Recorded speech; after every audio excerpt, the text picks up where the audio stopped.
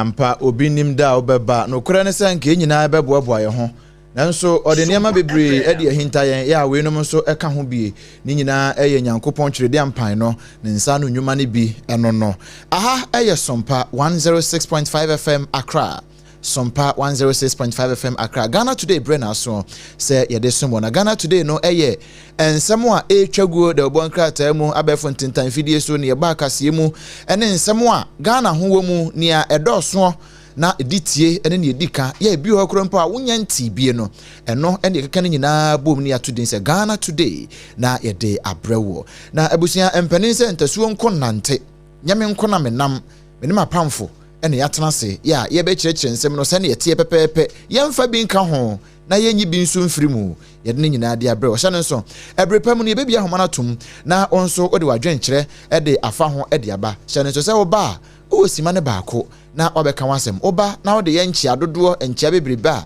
bre ne so na eyi ufiri mu a enya yen o na emom na ahoma no se ne yahye ne pepepe no sa pepepe no nso adisuo na bibia etumi aye fine oba ensem a ye ka ho asem wa na se ensem egu apono so no a ye ka ho asem no eno ena onso oba beka bie enya ne wakotie wo baabi na oba be yi ano e wa ha wadawroma sa bre yin so na se bia wo obi a opese oto ne nkra ana oto ne nchia birthday wishes be greetings bia o de fa Facebook ne so eno eye Sompa 106.5 FM Accra Sompa 106.5 FM Accra e wo Facebook ana say YouTube no eye Sompa FM live o de efa ho a ye beje bre ne akenkan ne nyina so kama e de ama wo mimidin e de OBREMPONG nana kwaku ampoma sanso ena mabedwafo ya me no mo ahia e wo aha OBAAPA na ya ka akire e wa ha sanso na dondon hema be de akire wono nso e wo ahase abusanfo mmako aba yenya obi ade ye urade asemo na moye nyankopon da woroma na wonso o akropon kra me be ho dondon na dondon ese pompa ya pineapple na nyame ya na ade ate pompa duro di aya anso bo nse adondon de nkunto na ayeso na de apostle pompa de ayeso no nche obo hu sa pai sa pepe ne fie boko onyankopon ti bibia boko ye de urade ase na ebre no nti obaapa nso wa hantie na ebekọ ne tew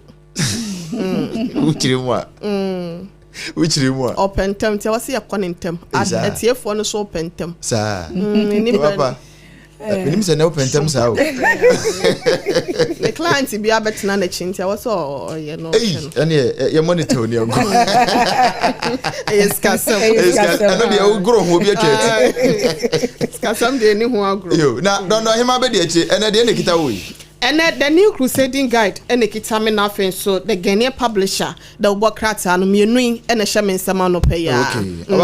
Any mean so the Ghanaian Times or the Ghanaian there any the Ghanaian Times any daily guide and also any Kramano pay. And the Muslim kita the Nibiwa. The new publisher and at the Chronicle. Okay. And also kitamwa and some who do be brand no suchaguye. Didn't answer kita ye. Yeah, they ban tell about fire say. Any mamma the Ghanaian Times double cratano and chassis na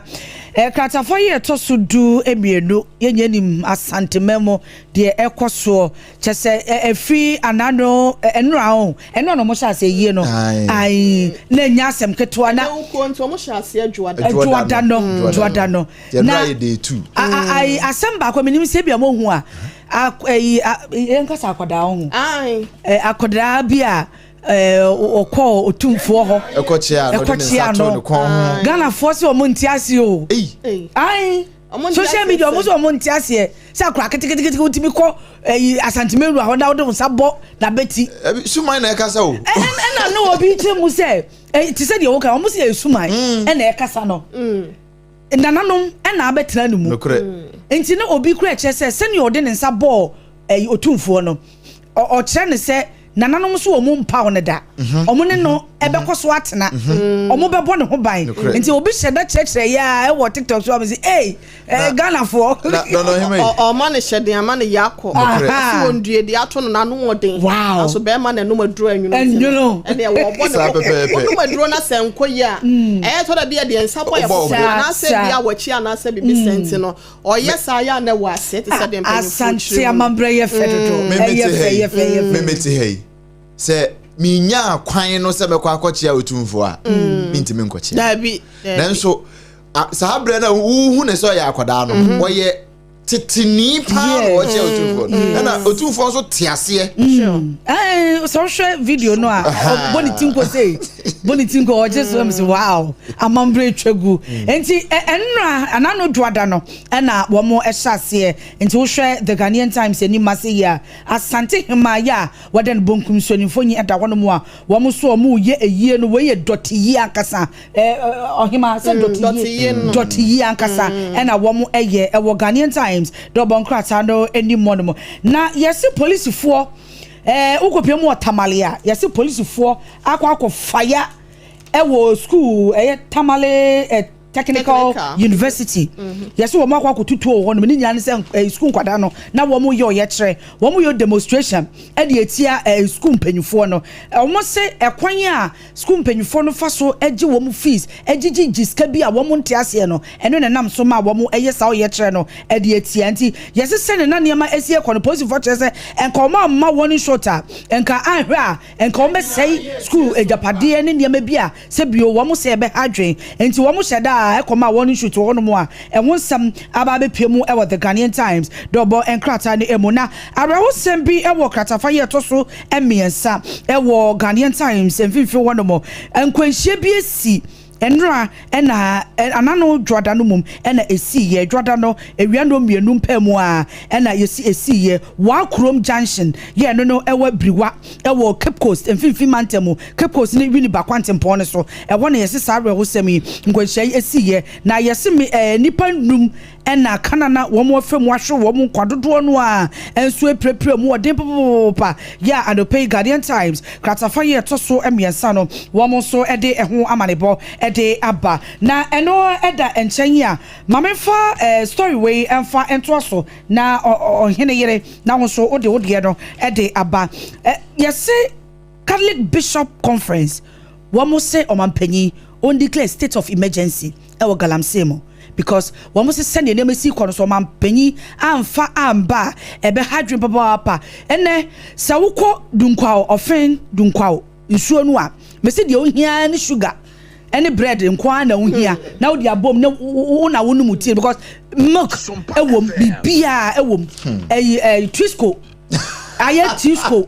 bibia wo mu a de ohia ne sugar ne bread na wo dia ye ntia no na Catholic Bishop Conference for empenyufo ababo ntia o mo chese se ne niamesi ko na ni eden pa ya hwe ya enchimba no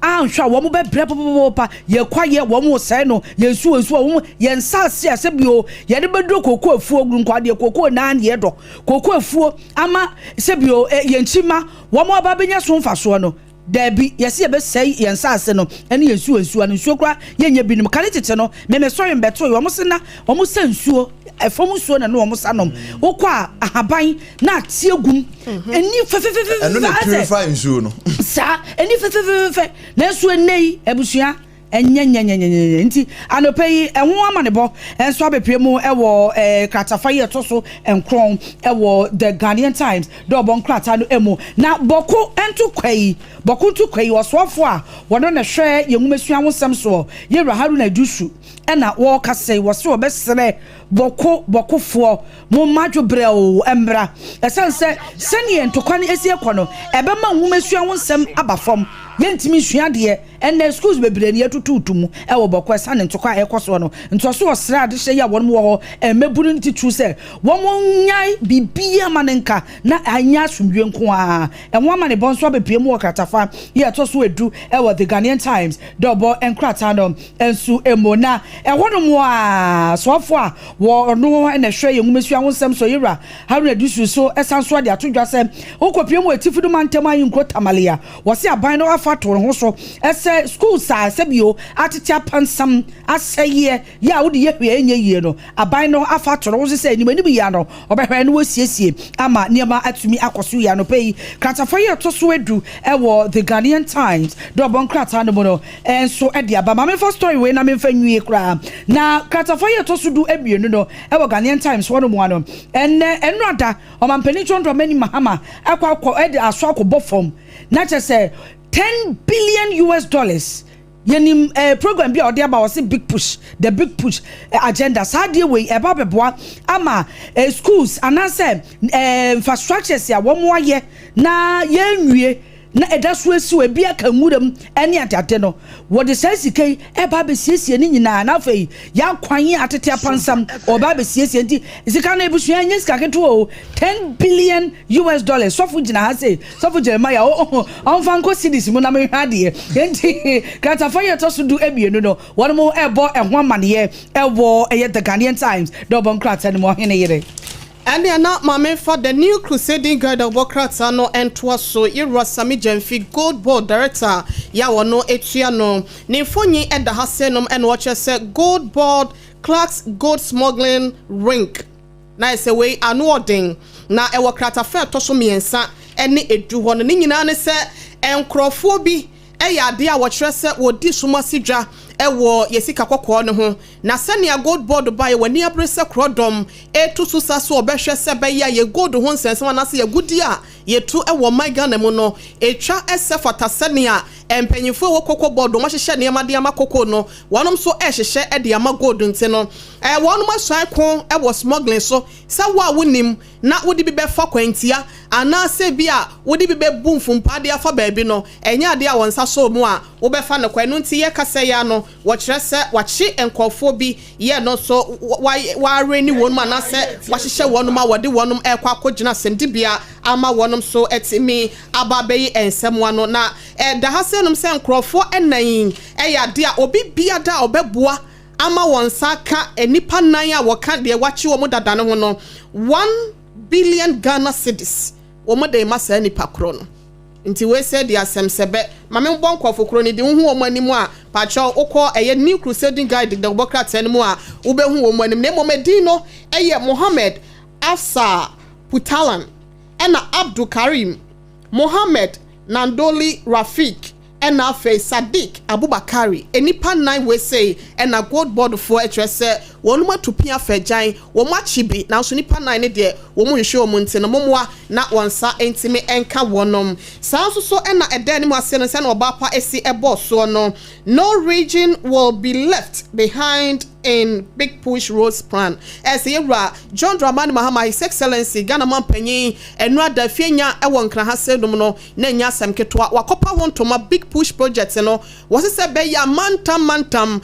mensi ni kropo ahoto ye betimi enya atwentwe ho emfasode wa bra ye nya kwansidie bia se ekwan bia tutu ena bridge ni ha senum ena ekwan wenti no ya ye aduane anase adua mfudie ntimi mfa makro memeton no wose be ya atwentwe ho nsem be koso ama yenua ne ho nsem no so no to da bia enkwa atwe na bode betim obeti say 20 cedis bode miensa 50 cedis ni nyina so na biguo na pradan ye kwan ne nya ne yetimi de aba ekroma beton no wose ni nyina da enti ena wo ye sa adwumedie na mantam bia ni ho a obetwa no waja esanse eyade a eye oman ni nyina dodode ena ye de ba be yenti no wei enso eyade a new crusading guide Bokrata no e de aba edwa so retraction and apology to TDC boss.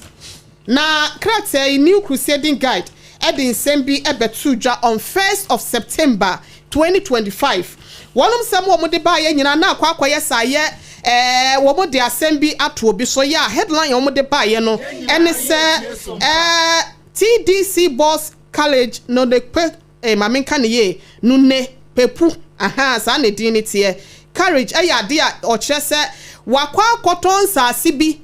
ya eye TDC for dia eni kwan se woton ewo eye community 25 ewo pon Katamanso district ewo nkna ha se nom na no mo de ba mo kyerese o mo hwehwe mu o mo sa ye na chenche se panyinya de a waye bibi sent no wonom atrecho pakrata e de akwa akoma no a eno so ho nsem ewo ha se nom na mamemfa eye sports kakra entwem na yenkwa yanim krobie kumasi asante kotoko lament slow probe into Nana Police death yan say last season no league ni mu no na ebetu odwa senso ateman kumase asante kotoko emetema wonum no omukonya enhyemude wo eye ball bo akansie ni mu na enokrampo kotoko sa kotoso miensa kra yan sentimi amfa nkunimde ekruwa no na Nana Pole number 1 supporter for asante kotoko ukuma apem beba wakoya menteme ho asiesi nte no abrantie bi ekofa eyese de wo no a woti nananom ewo ense do no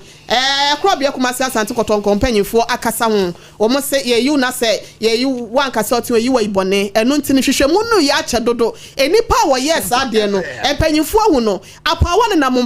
enframa mu social media yi so eye dan na ehwehwe mu dadada ye ntimi nyanwie ye emfa nipa krona wodi sansamone de no enko gina mrana no ma mrana no ntimi nkan de wose wo ka kire ni ntino we so eyade the new crusading guide no pay what they better dry ye de mo amane bobi ma mo brempon the new publisher ewa ha no so a publisher kakra de abana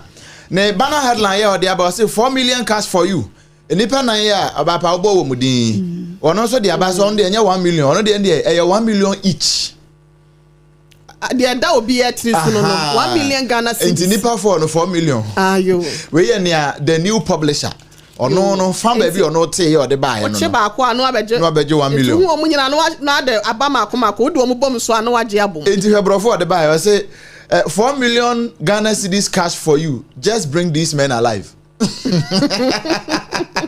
Ekoku mo famba because ye hia om e do ma gina mra na no enti de o de sa mema 4 year ubo omudin o de o ba pe no abeje 4 million Ghana cedis utiri ye na de ba ko ba 1 million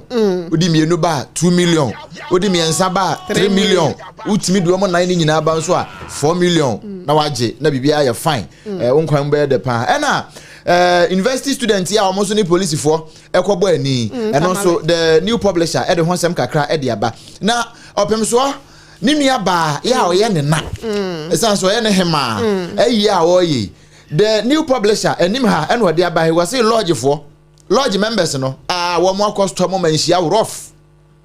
the new publisher mu a de honsem de aba say lodge members store manhia wo mu nyina ekọ akwa opem so ya akọ so mu nyina abre watia no nyina abre watia no account na ntina na account eno nti wo mo se da bi so opem so ho aka e Ghana nyina na aka wo mo so te Ghana ha die no wo mo wa santeman mu die wo mo so mo nana no nti wo mbekọ no makwa ma santeman nyina ya akọ nti wo makwa cheche santeman wura ewure na ba ko eda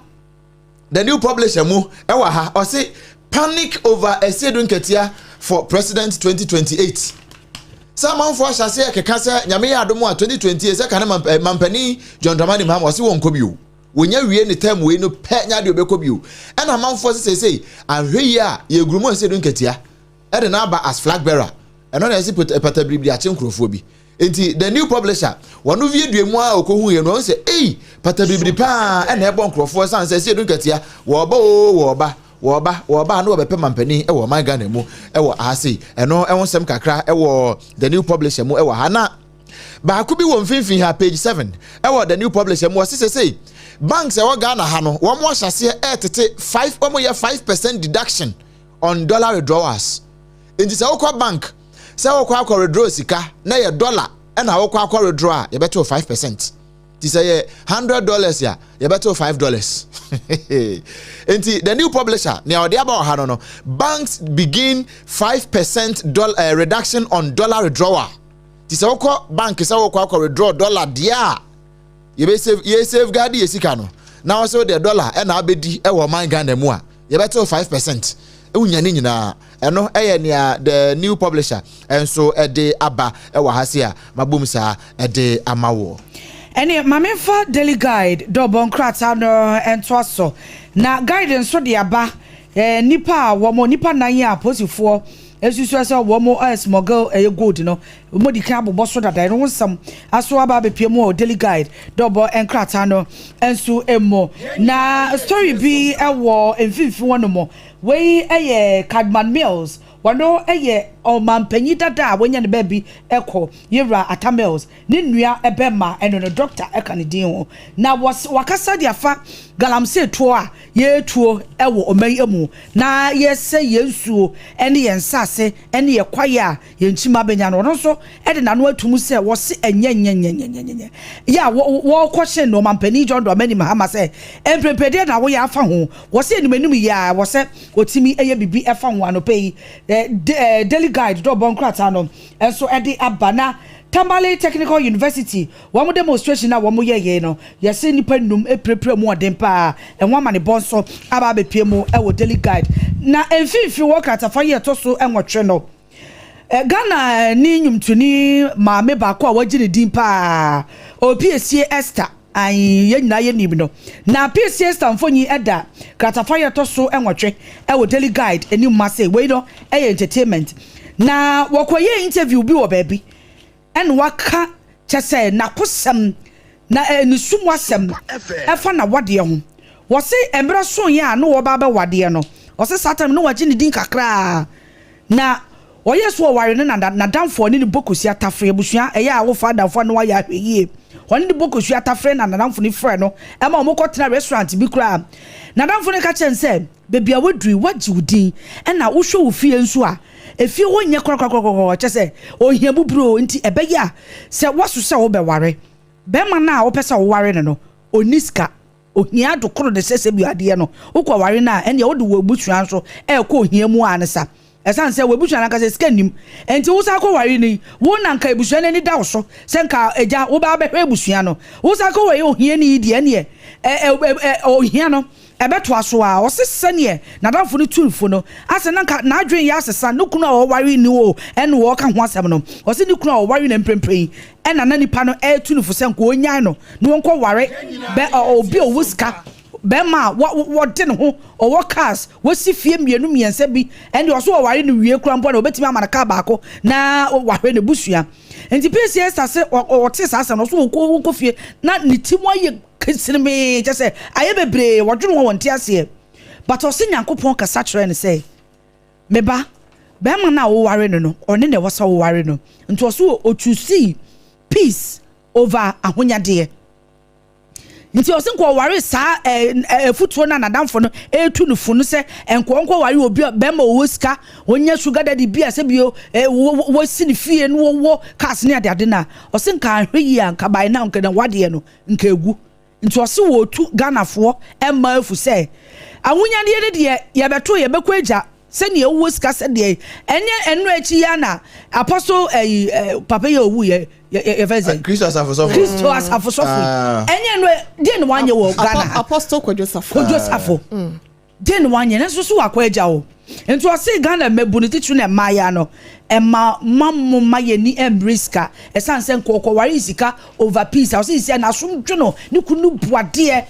enti we ye futuo ede Ghana fo a PCS enso ede enwama de bob ede aba na eno eda enchenyi a state of emergency no Bishop Conference woman so akasa eso mampanyi fambra no so medical aboboso edada na University of Tamale University Technical University woman so demonstration na woman eye no enwon sam so yesi nipa enum enso prepare mu odin enwon ama ne bonso aba be pie mu ewo eye daily guide double enkrata no emu oheneyere asem school for mpanyimfo so mo hwehwe ensem SLC de untimi nyi wo mu mfrim executives no na makoyi wo mu afrim wo nhyiamu de asem akote atua manipa no mu a sabro mo prepare we nyina ya na mo hwehwe ne ma yeyi Obaapa ma me for the Ghanaian publisher and twaso ha was integrity and professionalism. Ghana faces $1 billion arbitration over Bogoso Prestia mine indecision. Way a year elembele no shebedwani ya wanokro ya sema so far washe yen sase any more dododie eso. Minister for Lands and Natural Resource Emmanuel Amakofibua ena nimfonyi ede ni mu ase kratafe toso mienu asem ena meke na asem mo kenyina ne se UK ene wonu makwa file ko bi anase nwumako mienu bi akọ file case de atia wonum ni nyina ne se Bogoso Prestia mine ye no ewa toye mantam Ghana ha se nom no emre ya ye kase de wo mo hangi wonum enai ba akoso kire se sika wonum betua no wanhwe ya na wansan enyina wona so biem ni nyina ne se ekuo mienu akọ file case eti omo United Kingdom UK ya ekuo no ye Blue Gold and its partner na say Blue Gold and of a Future Global Resource FGR ni nyina ne say o money list ho sense bi o kire say e ya de ampanyimfo no omo ani ne ye anamotuo ya wotu efa ho ni nti omo so omo nti omo ho ase enti omo so de e ho nsem a aba e na ye de e mamo no saa so e na Yebra Johnson esiedu nketia efonyi da kratafran etoso miensa esiedu nketia fuels 2028 bid na watrese NDC amanyoko ne sesebie so sebie kubai foba enna nani ensa de nipa ya de awasaye ye no nti no se wonom kwa abato so na Ghana fo se ne wonom sima babia ya habamno green de na esefata se wotimi kwa wona so na wode aseda rampimo siedu ekotoma Ghana fo no nti no ye resiedu nkati acha se wahehye nansa thank you to de ekọ eye mantam binum na emensin bibim ne no na nkofo keka se we de ase waheda na wo ye niema bi wo yi ne ho akere plekwesa se ente ya ahwema bi efra no ma bi anum abebo agu amanfo nso asom ne se ye resiedu nkati a wono mo hwe adada ne kakra totono na watimi aba befa mampanyi adwano atena so wo 2028 abato no so emu gold board bus smugglers places 1 million Ghana cedis bounty on 4 suspects eno de ye din kan akemo ensem wa hasenom na krata fa to so miensa ewo eye krata yi mo no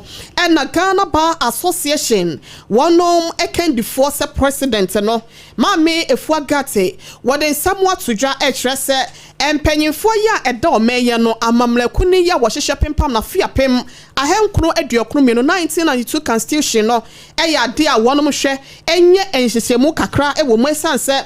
efa bi wo ho a entimi emoa ema wondwumedie no enkoso esanse Wachresa Article 146 ewa 1992 Constitution ni mono say ye to Supreme Court Judge bi anase temua for penyi bi ye agi ni dwumadi afri ni nsem anase ye hwan na se akonwa no ehun sensem na wasem penyifo hwe na wonom ehwe ka ne ye omunyi bi frim se be ya enkofa mansotwe bi anso entimi emma we ene ensem ni bi a ewo mu na amamenkwa echa asenom coalition against Galamsey demands declaration of state of emergency et said Bishop Conference for Ekaye no enso yade a coalition against Galamsey wonom so kwa wonom ekasaditia efumagudie to a enam ne kwan so eno ntini yewura ken ahigbe wono ene kandifo ya woda koya no nemfonyi da hase no mu a wose baabi yadu ne de edura odwo afampie to bra minti no Ghana ye tratanfo ho ebeda ne ye kwaye ma ye ntena se ema enye ensemo de medi twa to no eye editorial samufo nso adwempo ya wode baaye no the rivers are talking, are we listening? Question mark we dia editorial view no wode ebaye ewo eye publisher the new Ghanaian publisher no mu na okire se ensuo bi te se ana ensuo bi te se pra ankobra brim ofen river oda tano ena afen so ensuo bia omunyina sese omusu omokasa sa ye Ghana fo munya wonom na da na mo hunu omo sa mo manyina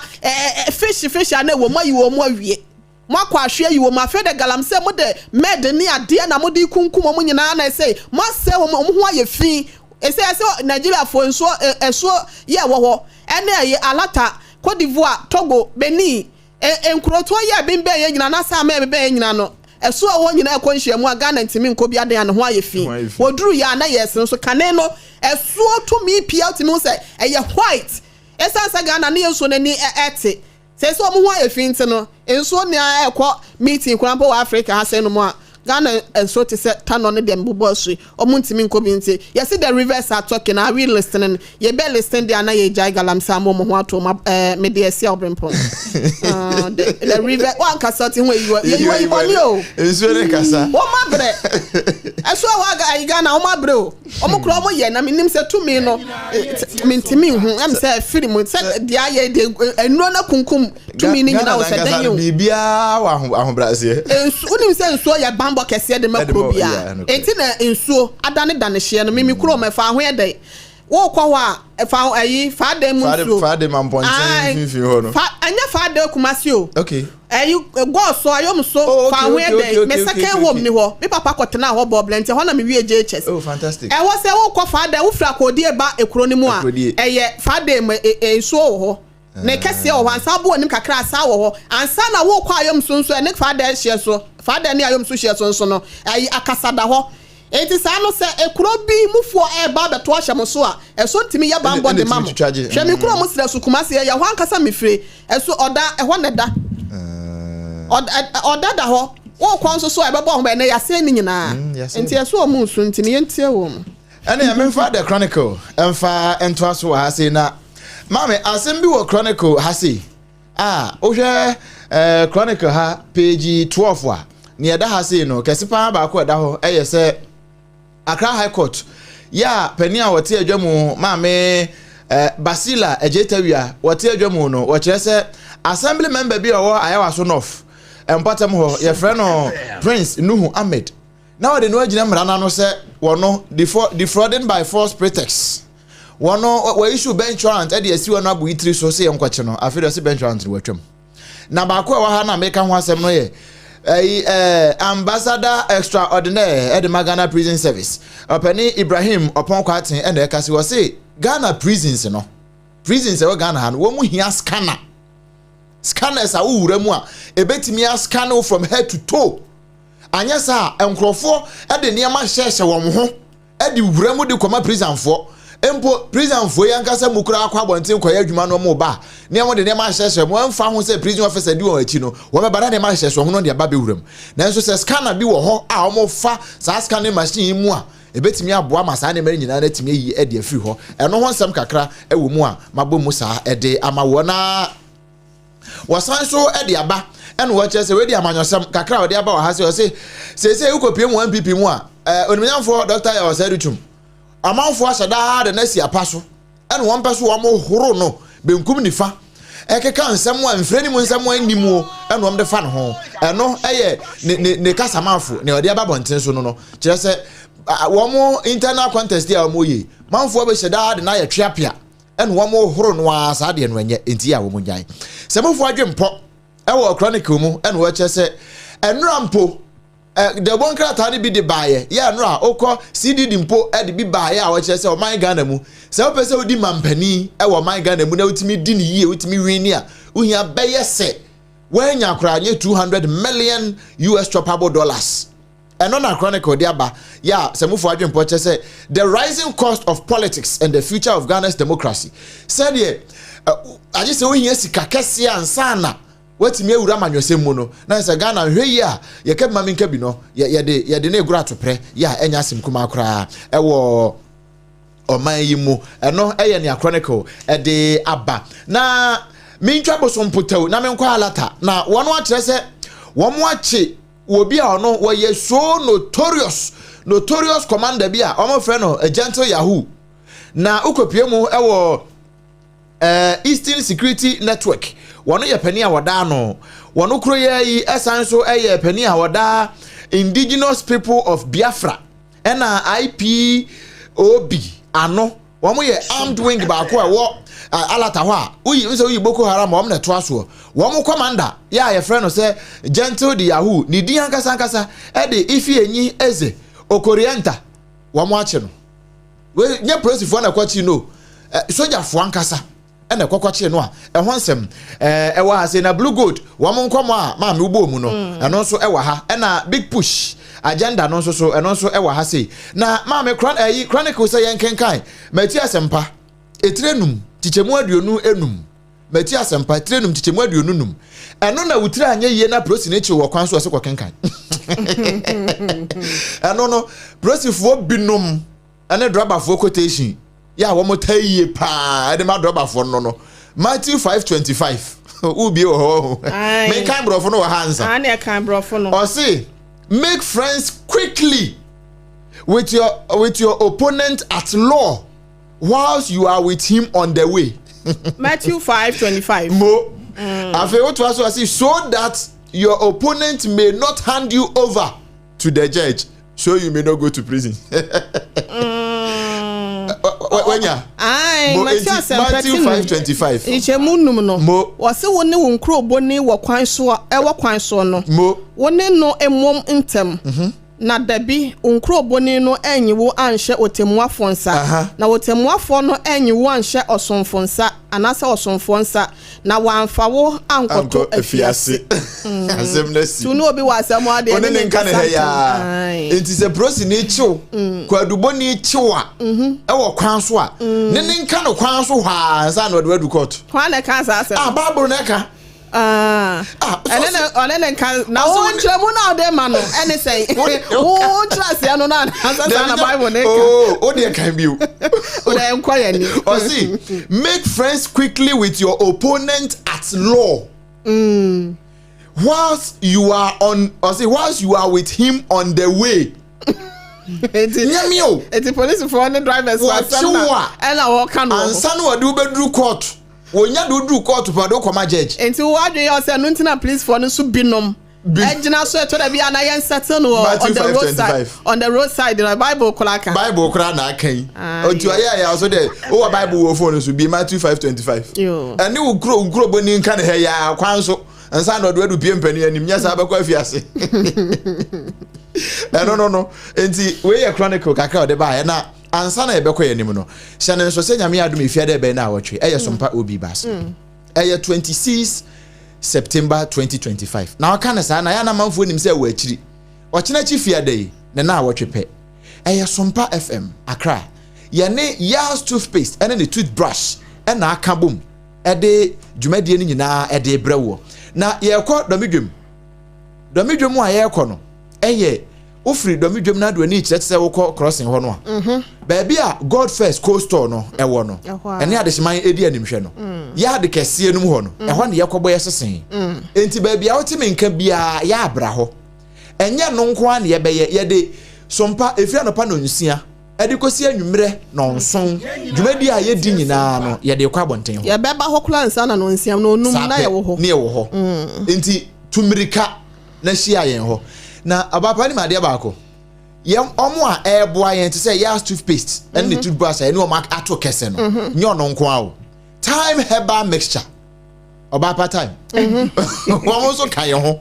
Bell Beverages ye nim se ne Bell Beverages for wo ne mate wo mu nyina ka ho 21st clinic e be ye free screening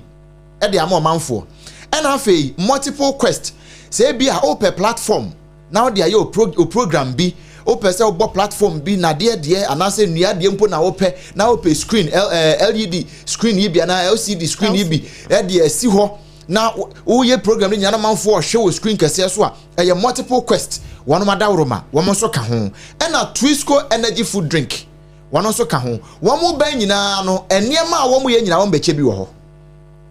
enti obapa beche time wo ho ye beche oh yes na Bell Beverages one product ni nyina o ma be chebi Yas toothpaste and the brush one be chebi na fe 21st clinic enso e de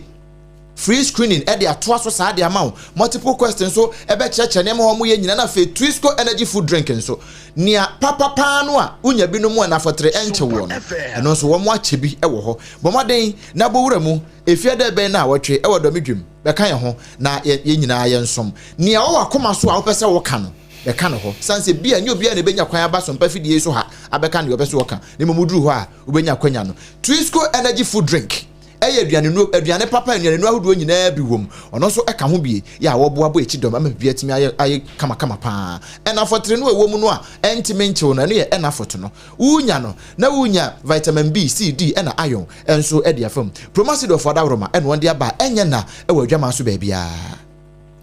any say if you Twisco dia na ye ko akwakohwe apondin enwo nsemo time herbal mixture TIME midofo baka cho say ko drugstore na say herbal shop na say time na wo no enye TIME a bebacho enye ye de anu bia bomodin a se obepe time time na one no mo eba no eti de ye de amedofo ene edutwomo time herbal mixture ono no mo a ase betu ama otimi gina wonanse sei kinken na no enye no nko a o untumi eni di chese ye de aduane na besiwa nso de osa wo mu a na wasoro ye fiso de a ene o ya yare o ye wu bomodin a pet time herbal mixture na nonom wonam yaw bia general body pains ni nya no ebetu ase ye your time HH mixture ene ne capsules and mienu okabom na onomu a ebebo pa ama yade bia ewo oni pedua mu no ni nyina ase ebetu mebacho enye no nko be ma wodwonso wote yaw ewo bema no mu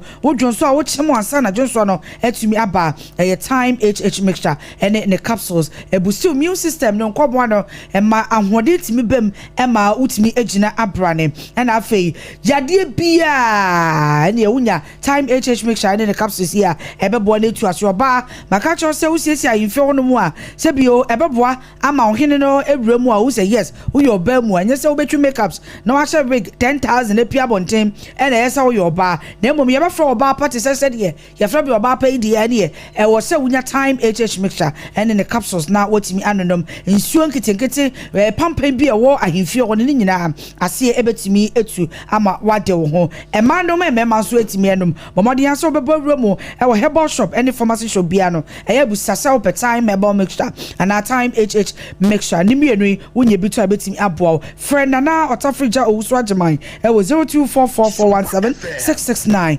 0244417669 na woni wo mu eni enkomo na ye kwakono mu nsuo ye pensupa ni anom nsuo asebi onum a wonye etidi yade na wonkoto time herbal mixture enom ye kasa natural mineral water bebacho sai nsuo wonye bia ebebo pa ye kroje onza no pana me kan nsuo bi se nka de tete no na ye se nsuo wo fom enuaba ne habama atigumu no unum a unya hoden chese kasa natural de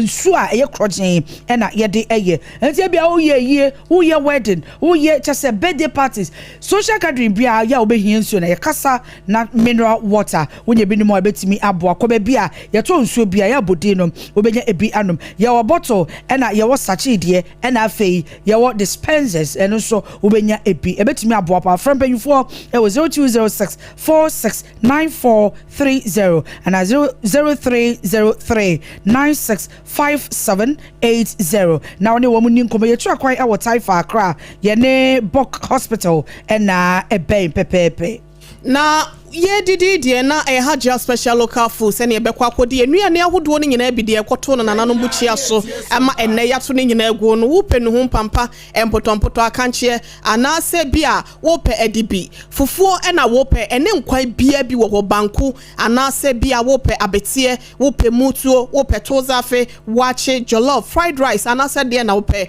medofo enhyiamudie bia wudie anase se ye yiyo se ya wadeje se ya bedinto anase nananom afache ebedwase no eya na Odehyieba special local foods ato kese na kira kwan no wada roma owo hacho atomic kwan no so oben transition eno ani se okọ social media handles no so a wo kwahwehwe na kira kwan Odehyieba special local foods anopa no nwotwe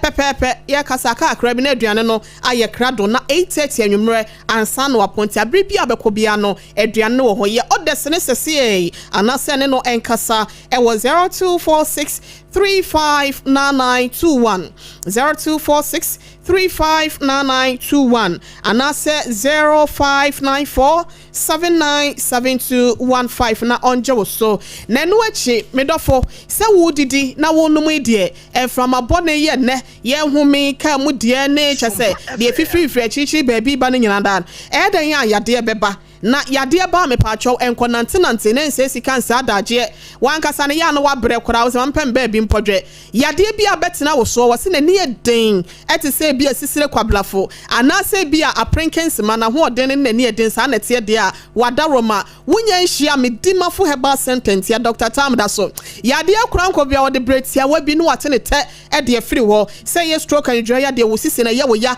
anase wo kotodwe ye bia da wo ti wo ni pedue nim no pokwa ase mayra poko ase mayra fo ani kire hwai na wonto ase emfama wo se munyalewa anase typhoid na ha wo HD yade krampo de wotenete etese ntatea wo sanso na wo ho nsem mema ne ma madaroma menka ema ne nkwa akire giaba we se na msika na kire kwan no wo poko ase mayra akra ha se no kumase ewo eboa kwa agogo wone government school no ena edin hwe ni mu Dr. Tam Daso wo se wonyankopon ene yasafo panyin no eno nti frani 0244 774282 0244 774282 and now 0500 727215 Midima Herbal Center Dr. The time ebeto yade so one time na wasan etuase e de amount abusia febra na so se so be frɛ no abambi 0260196064 0260196064 and 0260196065 na onso abamu bi na uba eya kan wasɛm no sɛ ne etie pepepe sima baako na obi foforo enso ababi me ba che frɛ sɛ na ka sɛ frɛ he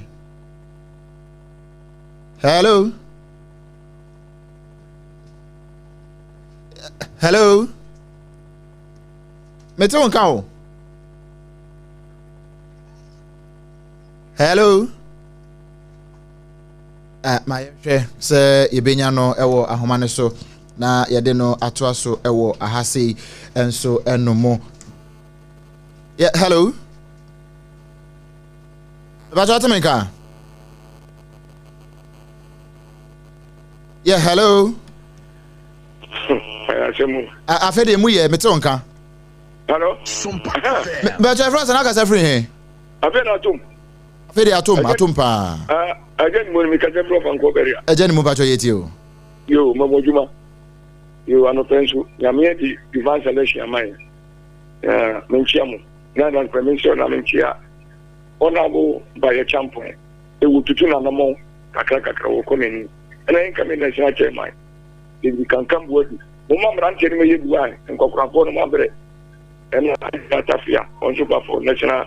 woman organizer asamuna wo kana wo quotation wo Matthew chapter 5 verse 25 oka ko kai ubi ya nya principle wo asam no oka ndu kwa kedi Matthew chapter 5 verse 25 oka wo de kai Mate ageni mo me da se o su betimi afre ababe ba cha frɛ sɛ na ka sɛ free he aso original power me de onya me sompa tetman original bacho yeti o o de obrempo o de me se me de se ande ze na ze yesramo e bia se mo free tetma anu no mo ma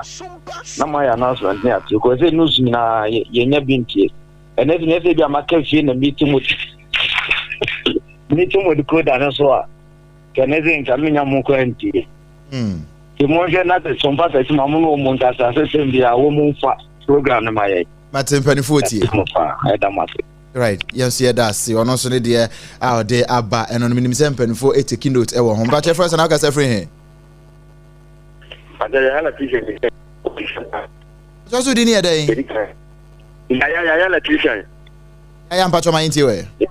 Yerika ma menche wotie fo menche income chairman John Bodu na manyafo ha wakusi ele patin point fo nyina na laji bawmia digidi se ya tone paint ya santo na for the to ni ko mani mi no se Ghana for ya se ya system media for and ya be wa toka o se ka wa toka 5 na Ghana sika titiri di ya ko to se de ko kungalan emi sa se ni fu le ni de beto kwamba so le be fa so a ye be clear no de se a de panja no funsa ni mani vitumi ni mani fa ba so si obi antu ko ne de ko de ye be se Ghana sika fe ye ko de ya toka ke ka do ta ya lo sa ya ko to ma ko fa ba ko ye fen fu la ni ba be to be ni na e ma ani ye katri fu se so bi ka se galanti o critique mo ma wa e ye ntro on ye PP na di si ye ka because ko wa ho de na o ko ba pam di ye ntimi critique mo ma yu di se galanti nti sa na ma na mo ye de bi de fi se ya bi ya e bi dugba bi nsu ye ba kra su apa me da se ono so ne de ya Odehyieba eno no me pa cho ye friends na ka se free he o ni de o ho ti se Ewrade adom be ho ye na won so e video ba ye na follow die aka no man pani bi amba ya bo ana But you didn't be a Casafri. But some I'm a Casafrica, so I be a former MP to contain an open engineer. Maybe my anti-way. Open your mammy for Queen, again to be honorable and a do a summer, and I'm young to so direct. The deal moving American open, you better excellent gentleman. Who was until Chimago now, who could him to here and Kaka. Let's say, yeah. Woman Penny, setting up to you now. Same from the species, in from community and infamous for you. It's not possible. You're gonna see. So what's in 2 son among we? No science, certain say. You go see for true. It's a million and impossible. It's no good sense in the day and so until one factory. Literally, at the end of that, in Ugani, a word, or maybe. Which was the good leader of my penny, upon a bustle. We push. Actually, as I say, yeah,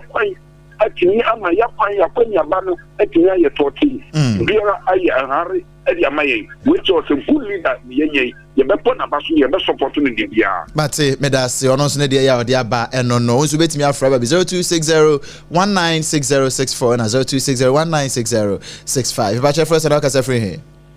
Good morning. Hello.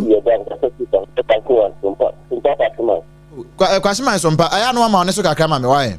I'm Patio. But you're my anti-way. Okay, morning. Exactly, for the father. You will go to the then a good father, and we declare a state of emergency. Get a father more. Every day, we have to take a good film. Then we have to have the 5 normal every week. But that to be a good after the Omudiamonco. I'm a father now, also invested for Mutiazan. Omudia, I declare, as I said, a material declare a state of emergency.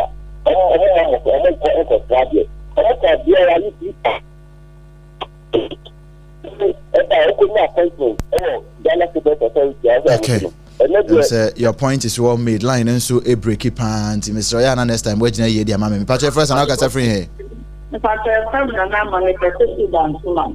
Nana, Madame Suman, Patch my anti-way. You, Patch, I'm a pretty dear, may go about so many Juma power. Why? Now, may share Mahmoud Baumia. Namatia had your Safia Muhammad and not John Wilson, or be a way the one or so.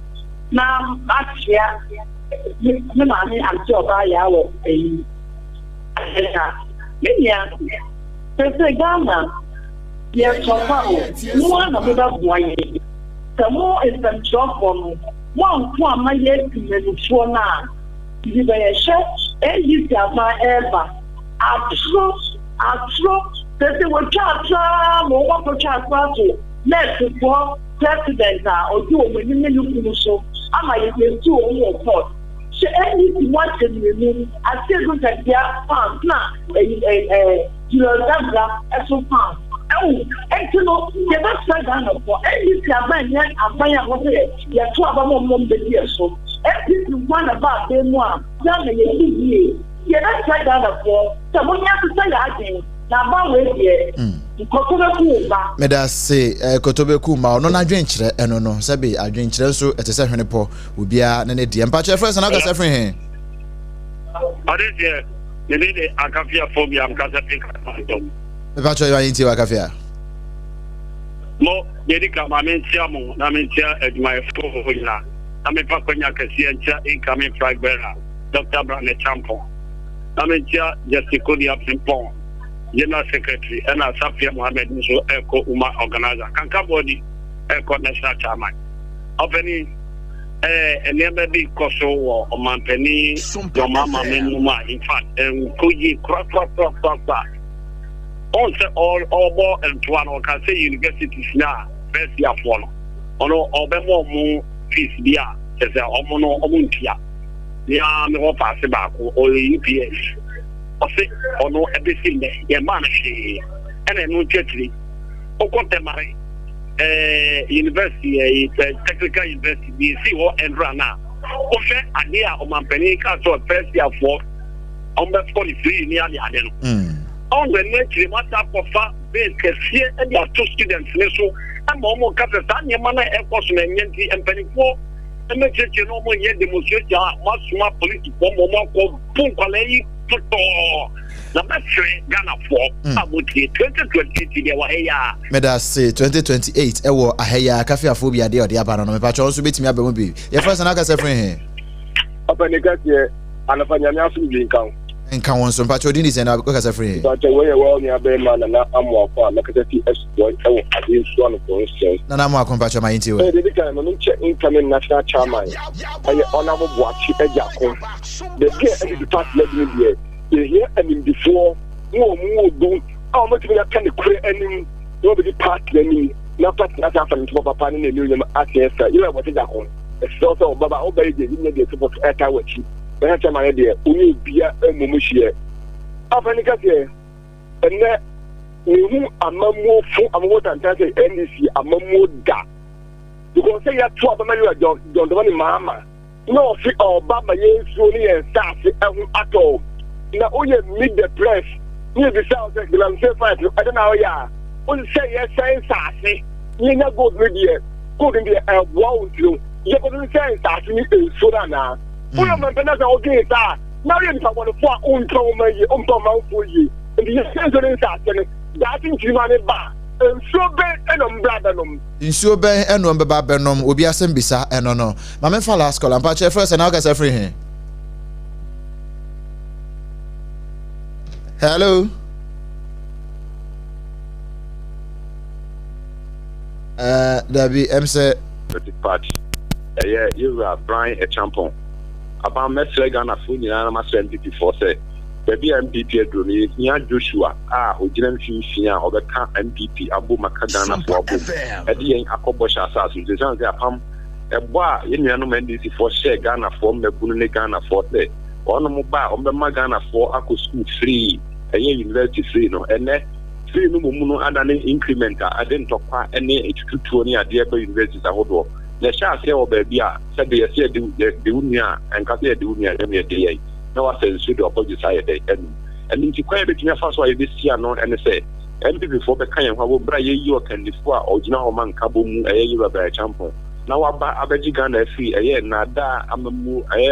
kotobi kuma mu a ekoso ayi huna no said e be ya e de da che pabba Ghana na enso ye nya so bi na etinye hu zama mu ho MPP wo no e no na Europe na champion ono so e de be san so ye babu na o te party na se no ti Ghana fo nso hawase abam ma me na wase na me fan shi aso konkoma e ma me joy example me da say e your brempon adaroma apam ye minu apani bibia be fine ebusia ha na e de ofrede nyina esie na pepsodent cavity fighter no ya no apebia to no na eboa wo ama nia ye kan nyina no so obenya kuduro na watime de asre na bibia atimi akoyie de amawo na we use pepsodent cavity fighter papa ya unya bito a beboa free tetentre de besi ne ene aba okase atwitwi usia no pa ne anwumre ne bom so betime atwitwi ne yie ne me nyina atimi akonkan e de amawo na we use pepsodent cavity fighter eno ene papa no eyi njempre nyina free usia ase na ma wose ne ho aye den na wose ne so aye fe na pa ye se hu ya na bibia etumi ayakama no nti wo sire wo abonten a wo akuduro ya wo de sire esan de kasa enya na e wo shops ahodo nyina mu bia na wo se ho problem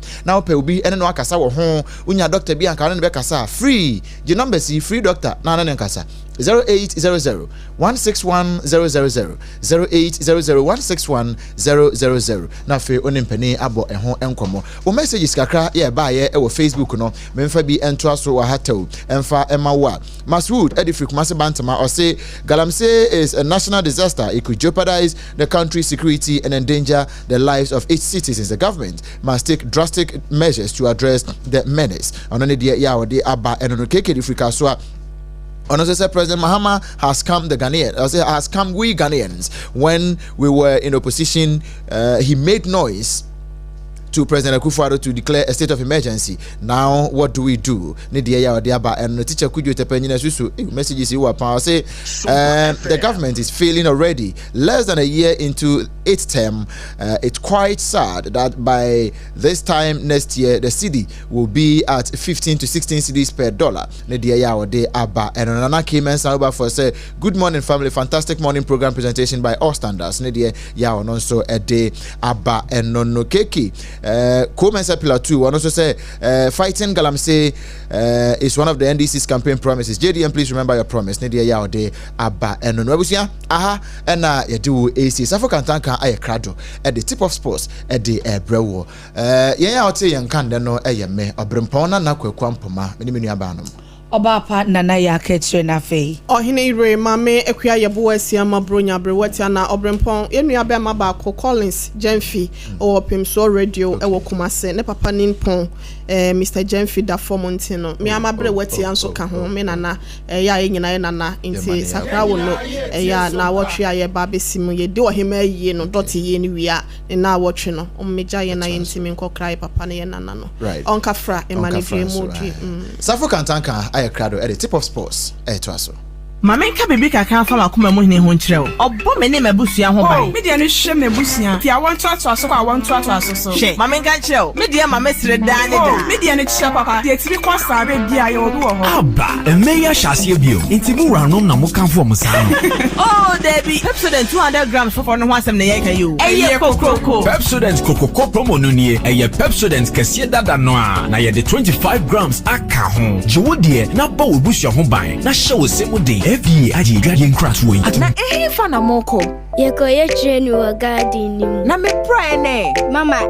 javelin. Oh sa. Na plate no so e. Mama enye plate o eye discus. Ye training every say ye bese ye inkunim difo. Mo asemunim se ansa na mo bedi nkunim no. Mo hia hodin bebre. Se ye chocolate taste ni tunchen a. Ene fota e what Swiss comunu kra energy boosting vitamins ni minerals a. E po nkunim difo se mo. Mama ye dase. Me mo fa ya po mo di hu hia me. Swisscom, power your dreams. FDA aji ejege inkrato yatum. My brother, and I know Kreda Mum, yes, you will be a chain. Yes, I'm will be a Quaba Champions League. I say, and now return game 1. And matches out on 18 bars on a pedal come at the air brown, some P. And if you move na matches out on so on a bit my theatre Jano pay yet not see another day Ukreda, Bosume Elcron, there toss a do swing. Yamusempi Ebenin some flopping about one of his the Black Starlet of Ghana and Sudomona Chemo La Cote d'Ivoire, where African Zombie Championship and Equasono Ghana, Dr. Okuman and Mofrano, and I said another 70 team no or Matima Quacoland and paid the moments at the air, but then some floppy and on pay up one way to Muslim Eba down with Juventus. So you're tuning this a tip off. Sompa 106.5 FM so any. Now me do my forward center, Dr. Tam that's one of Ken Hobby. And then that them sound eba mpato ya Arabia to so no for ne chiemu anso me duma for ba center na doctor enhwe no fa branto ya no so no to ase mfama diabetes na stroke ya Arabia so ya Arabia to so mentina ho no man ka say ya Arabia no na de ubokogum debe for ne chiemu anso me duma for ba center akwa doctor Tam da so e de brebe to ya no so no to ase anso e de amount enkra ha say ya cha kwa ne opoku ase maira sanso santimantam so no je wo bu akwa agogoro ne aban school no na de hwe no 0244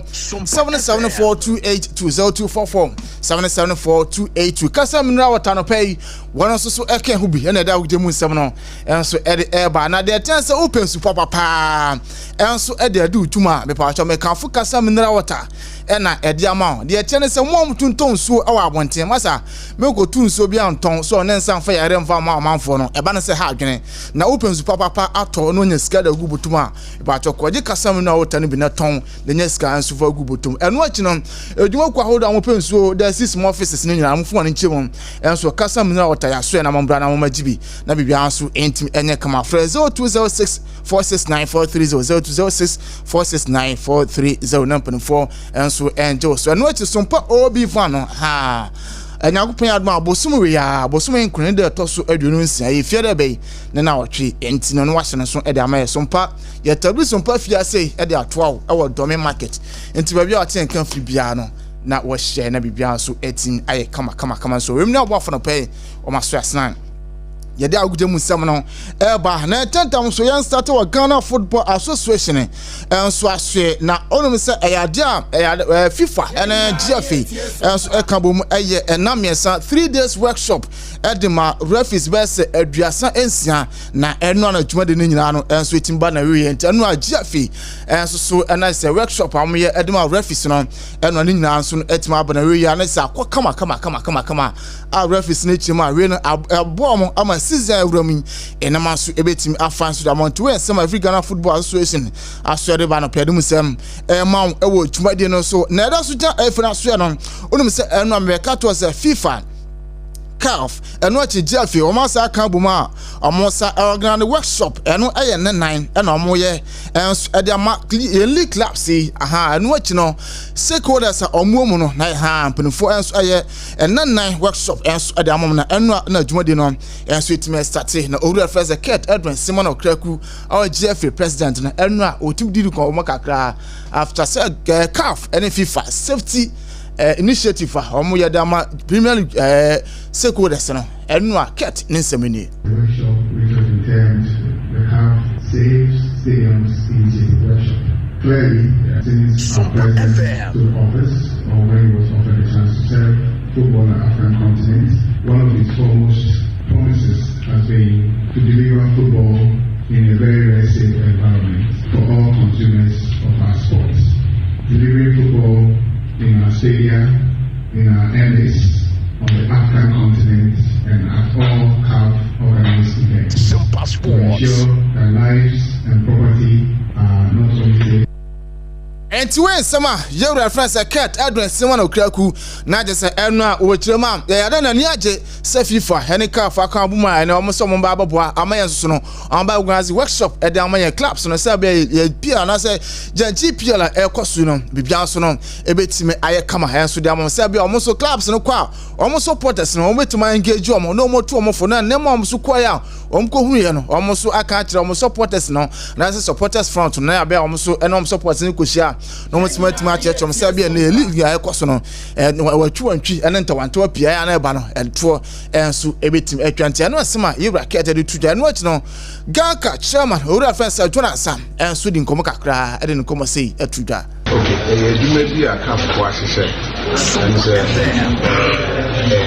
almost share one ya da boama so football matches dey go for akọhwe asanfo bia so bia ma se na ense we ye dey bi kan kwa wo Ghana omaye wa mama so Africa yeso ebi yeso na ense eye na amwa ase yeso ye nya kwan na ye bi sanse omo di kan wo ye ni mo aye no so pi abwa. This is another area especially team Kuba the third base into omo third base and maybe na say esi ye wo ye fancy tamale no bi ntimi nkwa ye nkofo ni bi nti no aso mako si so no maye the same way na sankofo no so obo ho ye police for 16 across the regions nti wo ye bibi na say esi ye be fa wa this time ye be fa no e be do so ase ye si last year esanse ye pesa so mi ba wo matches nkofo pesa omo hwebo and so because of say the we are ya kasa e tutu assembly na nyame bi ya fatality no ya de bi no ya o dey so be nya kasa mo papa ball kra ko de ke busia de hwem abo no ya energy nti eye number 1 sport ya pesa ya ko ni energy so anti say ya say ni abo nya no ntse we sema ye reference Jonathan Gaka chairman edu Jana pere musema amao na ye mfro 19 tomu kumase asante kotokone kodidi nkomo kakra nya kofanya aduma kwase da be omo confederations cup no omo start na mno kase kotoko team no enso awon kran hase ahobabo no muguso omo ye ne kama so no na me the gate fee na tum so benya gate fee na mamia ka fa gate fee ni mame na mpanfo chima gate fee omo so ebetim agena na Ransford nyamamia na je sema bobo so kama enso etim edi ama na bia so etim kwanta asane koto company fo chima gate fear omobeje no sei na ebesi akwaye ode ma na manyana ha nutuma na matim edema na mum Kwara United head coach ha asane koto company fo chima gate fee no me ba cha oba popular stand 50 Ghana cedis center line 70 Ghana cedis lower VIP 100 Ghana and the upper VIP 150 Ghana cedis enti anu ye get fear asane kotoko company fo chirima omoso so ebetim agye na no pedem sem ama na Kwara United head coach ayo real friends Tunde Sani na asane kotoko game no wadim komo kakra wotima omo stede asane kotoko team no nti omo ba Accra Sports Stadium Sunday no omo ma media agro. We have watched some of their clips and we have seen the way they play. I know they have seen us too, but we have a day to meet this Sunday. Modern game, there is no pedigree anywhere. It is 11 versus 11. It is even better if they are thinking like that. But we are going to show them that recently we are in town. I've been preparing the minds of the boys, because it's not going to be easy. One thing that I know, it is to their own advantage. It is two-legged tournament. So no matter what happens there, they are coming to play us here too. It's another thing entirely. That's why I just want our fans to believe that presently we know what we are doing. As a player, I've tasted the tournament. Coach, I will let them know. I've been telling my player that it's not going to be easy. It's not just ordinary league match as we have been playing. It's a special match and we are going to treat it in a special way. Royal Kwara United head coach Ora Fence Tunde Sani nen komo no na wa mara so ebusan se na ya tete se certificate no entime grant o e man akoma ya do Sunday against Asane Kotoko no untime entra bench na eno so no owura no anu yi eni. I will be on the bench. I've been the one that have been training the boys. But apart from that qualification, in Nigeria setting, I believe I'm one of the most qualified in Nigeria setting. But this is not a Nigerian league. This is a continental league. About just 40 or 30 coaches were selected to do that cafe license. That time, I'm not out of the job that time. That time, the course was done. So it's never a new thing. Nothing changes. Nothing changes. The boys is still going to concentrate and we are still going to do well. And there's no problem about that. No problem. I want the Kwara United fans to believe. My major problem with some of them is that they don't want to believe. Most especially if we put some players in place, some of them will be questioning why are you using the same type of set of players? It is very difficult to be changing players. You see, because Kwara United matches, they are a must-win match. You see, you have to play your best players. Every players have been given equal opportunity to prove themselves. The reason why they must be in that team is the first 11, and we have tested all of them. We know their capacity. We are the one training them. We know their capacity. We know what they can do, and we know what they cannot do. Kwara United head coach Sani Tunde Nensam no. Enti ne certificate ne de Nigeria League no grant no man timi tena bench na so ni players no oya do mo ya adwuma wono be di nkomo ka nemu onse ka competition ne de grant nemu owe chiri na bibia so etima kama ka no asem wura no adutuda na yakwa Asane Kotoko aso be ne ko di nkomo kakra OBREMPONG acting team manager Edema Asane Kotoko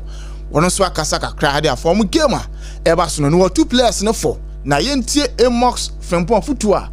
Edema Asane Kotoko players no. Boys, I'm the Bemamo concerning the Sunday confederation game. I ne kware bowling and say moment like this, no, I am a difficult moment. But you being the first time on the book, a normal thing in football. They are pressure kakra bebem, but them the man say I say go and I say go in with confidence, a lot of confidence, because a international stage, Oba add value to your name. And Mama my you say there were a lot of millions of supporters and so with the African competitions. We are no money in a moment like this, no, I will see a go in with confidence. They will determine. Say no matter how difficult the day will be, near day by day, it me I qualify to the next stage. Maybe 2019, the typical example. You come now, amount for the NGD or the current squad, no, but players Nankasa Kasai, Emma, yes, we are lucky. To say you will be some experienced players, be to say Nana Imbia Mone, Joseph Enrich, and then even Hasufuk, Amankwame, or for me personally, Emma, a lot of advice said you will be some Yama in ethnic qualify for the group stage. And in the Omodi Mam and one of Miss Mudi Mam say, you go all out with confidence. Then you will determine, see, beat me, I qualify, especially your target say going into the group stage. And I know say quality no you beat me, I qualify to the group stage.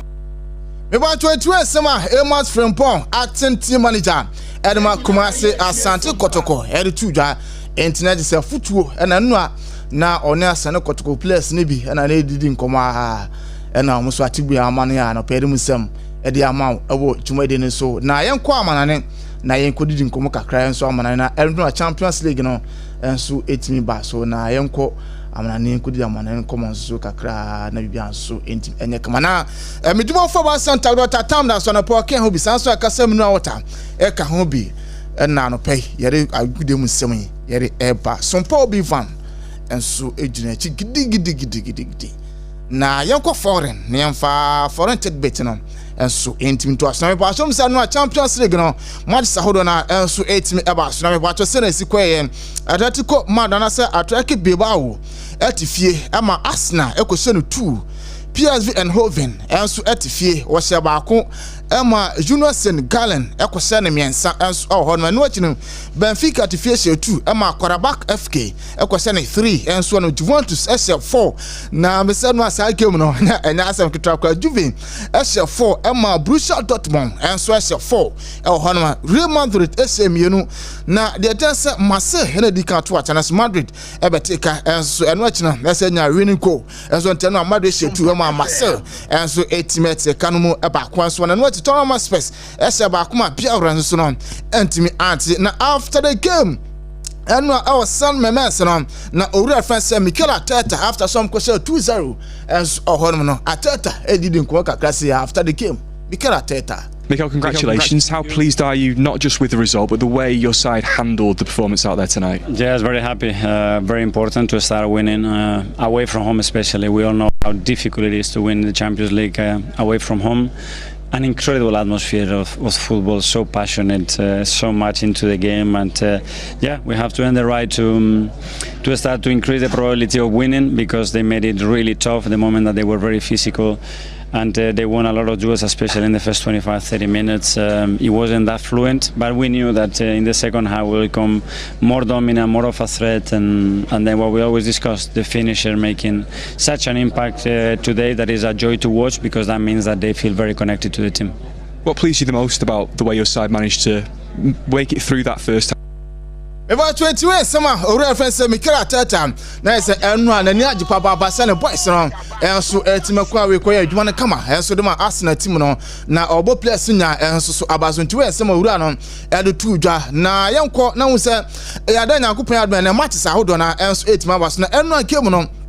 Our friend said Xavi Alonso, our manager, at the team friend said Real Madrid now after the game on opening so did in Komaka na Ochewa na Niaje Enwa esan say o hwe ni team no sell kwan no mo fa so mo start game na o man start ye ogno chom say consider early goal na nyina mu no the mentality of the share boys ni mu no eno na boy boys na eno a o mo so etimi coming back o mo so benya 2 goals and so no a na pere mu say na ebusan say eno a ye hu say de Vini Junior o man started the free bench and was before the game no on Vinicius Junior etimi kasa no catch say da bi game we no mintimi ama on start ma start the free bench na boy no enso eti asentu we no ntawantawa bi no won di wo sa wo to ho na say wa adwen say ha woni point no kwampo na bi problem bi na asi a o se kan do say no a ese we no bibia si so ha bibia si owura fa say Diego Simon Ekolo na owura no so di nkomo kaka na eno a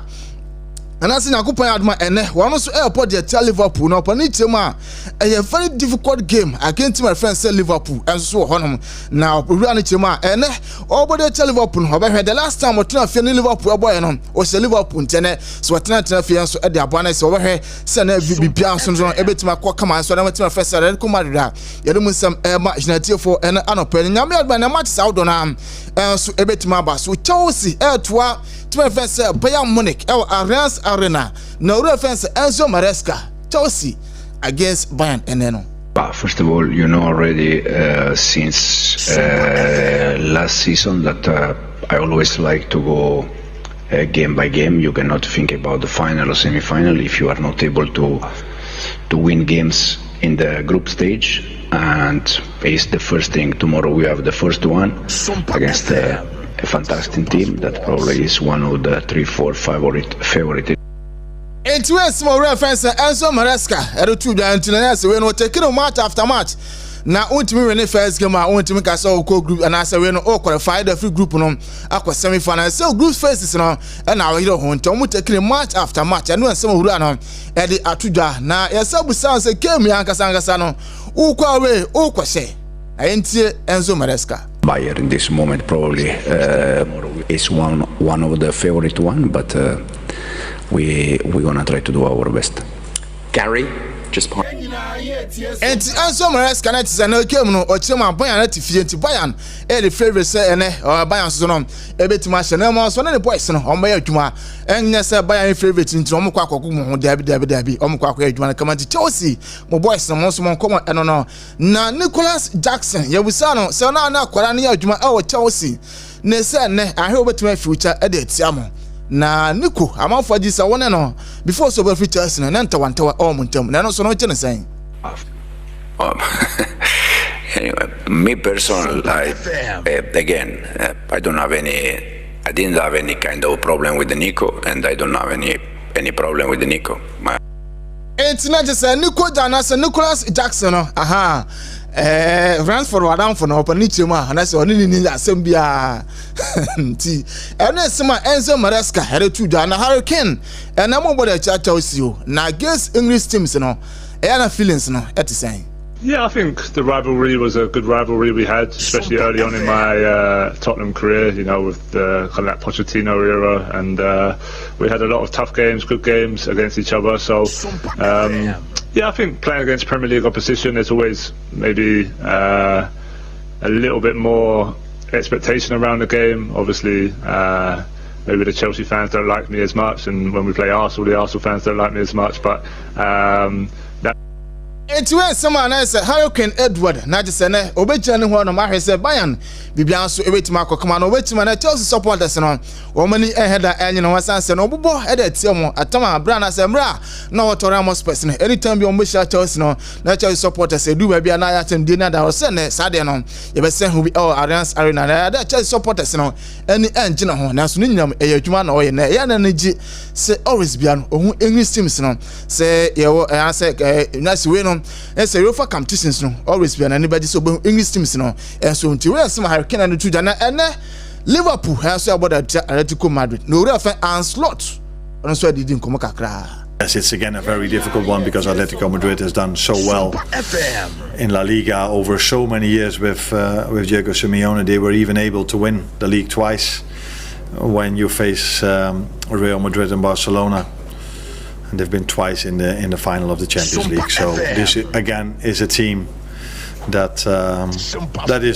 is a difficult one to play against because of the mentality, because of their team performance, because of their individual quality. Into a so reference Enzo Maresca manager Edma Liverpool has started to dance 7 talks on Virgil van Dijk and Suti Mikasaka can answer Brennan to Nyam Jambo Sunyami Almocha that can buy the Muslim at the Bama United for a match Sam. About your Basu UEFA Champions League no say anyway Sakwa Olympiacos Ebetina Fee 445 and on a Powerful FC hence other about Silvia Praha and Subetina Fee no one Bodo Glimpse and other about Ajax Amsterdam and Inter game no and also 7 p.m. when you Ghana time and now they must Bayern Munich Chelsea and also 7 p.m. Liverpool Atletico de Madrid and also 7 p.m. Now Paris Saint-Germain PSG at Fee on Atlanta so game no 7 p.m. Now me admana and match say baba so UEFA Champions League no and they must Edama United for that note they na so na yemfa agudi musem nyina influencers na dwumadi aka so enti ento aso meduma for ba center Dr. Tam da so anope okan ho bi sanso akasa mineral water etaichi na da agudi musem ebai sompa obi fan nyame adma bosume nkru ne de to so aduonu baako yeba wakwa no ti no so esa faman ye de dwumadi ni siase nyakopon adoma wo kira no pa de aka mu bia no ye de musem ebeba na ekwo the first service to aso with Prophet Dr. Kofi Oduru na no sia na Apostle Franco Senso ato aso no du kopum dondu empem ye from Safo Kantanka Ransford and they call Facebook sorry adwuma dia ka to aso mamenka bibi kaka fa makoma mu hene ho nkyerɛ obbo me ne mabusua ho ban me dia no hwe mabusua ti awon to aso so kwa awon to aso so hwe mamenka kyerɛ me dia ma mesre da ne da me dia no kyerɛ papa ti etiri kwa sabe bia ye odu ho aba emeya hyase bio intimu ranom na mo kanfo mo sa no oh Debbie Pepsodent 200 grams for no ho asem na ye ka yo eye kokoko Pepsodent kokoko promo no nie eye Pepsodent kese dada no a na ye de 25 grams aka ho Jewodie, na ba we bush your home by. Na show us same day. FDA aji guardian craft way. Ana fana moko. Yeko ye train wo garden ni. Na me prene. Mama, javelin. Oh, sa. Na plate no so Mama, enye plate o, discus. Yeah, training every say ya besa ya inkunim difo. Mo asem winim say, ansa na mo bedi inkunim no. Mo hia hodin bebre. Say ye chocolate taste ni tu nchen a. Ene fota, e what Swiss comunu kra energy boosting vitamins. Ni minerals a. E pon kunim difo. Ti Mama, yeah, that's it. Me mo fa ya pon with you hear me. Twisco, power your dreams. FDA aji ejedi in krato yatu.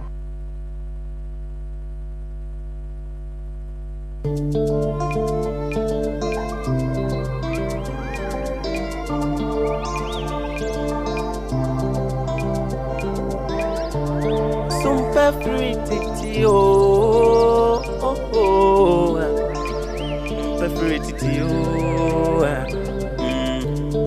Sompa FM and TV and Odehyieba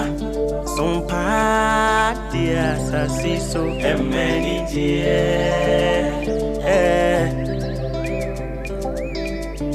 Ajuma yes mini akati enti o somo asumi